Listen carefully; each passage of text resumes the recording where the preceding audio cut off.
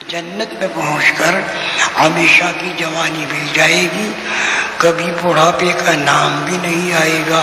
ہمیشہ کی صحت مل جائے گی، کبھی بیماری کا نام بھی نہیں آئے گا، خوشی مل جائے گی، رنج غم اللہ تعالیٰ نے جنت میں بنایا ہی نہیں۔ جنت میں پہنچ کر ہمیشہ جوان، تندرست، خوش و خرم، سونے چاندی کے مکانات ہوں گے اینٹوں کے، اور بھائی دودھ کی نہر ہوگی، شراب کی نہر ہوگی پاک، اور بھائی پانی کی نہر ہوگی، اور پرندوں کو بے شمار بنے ہوئے گوشت ہوں گے۔ جنت کے جو پرندے ہوں گے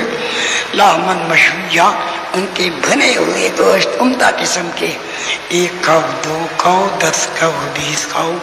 جتنے چاہو کھاؤ، اشتہا کے اعتبار سے کھاؤ، اور دوسروں کو کھلاؤ، دعوت کرو،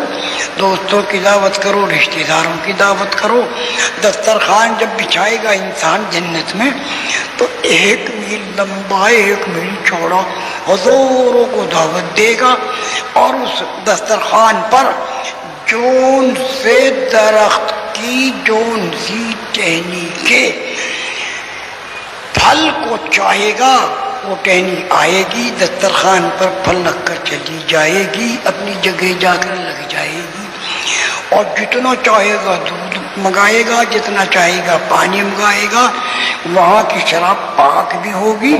اور سر میں خمیر پیدا کرنے والی نہیں ہوگی، سارے جسم میں لذت آنے کے لیے شراب پینی وہاں جائز ہے۔ حوریں ہوں گی، غلمان ہوں گے، سونے چاندی کے مکانات ہوں گے، اور جنت میں صبح کھاؤ شام کھاؤ، جتنا چاہو کھاؤ کھلاؤ۔ تو میرے پیاروں جنت میں تو راحت ہی راحت ہے۔ بہشت آ جا کہ آزار نباشد، بہشت ایسی جگہ ہے کہ کسی قسم کی کوئی ناگواری ہے ہی نہیں۔ بہشت آ جا کہ آزاری نباشد، کثیرا با کثے کاری نباشد، اور کسی کو کسی کام میں دوسرے کی حاجت اور ضرورت پیش ہی نہیں آئے گی کہ بھائی ہماری دیوار چنوا دو، بھائی ہمارا پانی بھر دو، بھائی ہمارے کپڑے لے آؤ، اس کی حاجت ہی نہیں پیش آئے گی۔ وہاں کثیرا با کثے کاری نباشد، کسی کو دوسرے کی حاجت ہی نہیں ہوگی۔ جو چاہو گے وہ اللہ تعالیٰ عطا فرمائے گا، اور جس طرح چاہو گے اس طریقے سے کھاؤ گے۔ تو جنت میں پہنچ کر ہمیشہ